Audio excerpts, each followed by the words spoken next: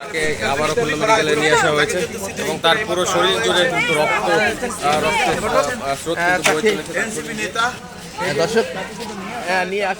খুলনার সার্জিক্যাল এলাকায় জাতীয় নাগরিক পার্টির নেতা মোতালেব শিকদারকে গুলি করেছে দুর্বৃত্তরা। সোমবার দুপুর 12টার দিকে এ ঘটনা ঘটেছে। স্থানীয়রা তাকে উদ্ধার করে খুলনা মেডিকেল কলেজ হাসপাতালে নিয়ে গেছেন। তিনি দলটির খুলনা বিভাগীয় প্রধান ও শ্রমিক শক্তির কেন্দ্রীয় সংগঠক বলে জানা গেছে।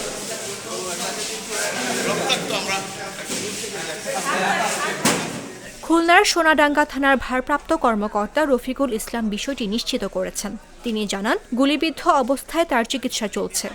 গুলিবিদ্ধ মোতালেবের ছবি যুক্ত করে এনসিপির যুগ্ম সদস্য সচিব ডাক্তার মাহমুদা মিতু ফেসবুকে লিখেছেন, এনসিপির খুলনা বিভাগীয় প্রধান ও এনসিপি শ্রমিক শক্তির কেন্দ্রীয় সংগঠক মোতালেব শিকদারকে একটু আগেই গুলি করা হয়েছে। আশঙ্কাজনক অবস্থায় খুলনা মেডিকেলে নেওয়া হয়েছে। পুলিশ ও স্থানীয় সূত্রে জানা গেছে, মোতালেব শিকদারকে দুর্বৃত্তরা গুলি করলে উপস্থিত জনতা তাকে উদ্ধার করে প্রথমে খুলনা মেডিকেল কলেজ হাসপাতালে নিয়ে যায়।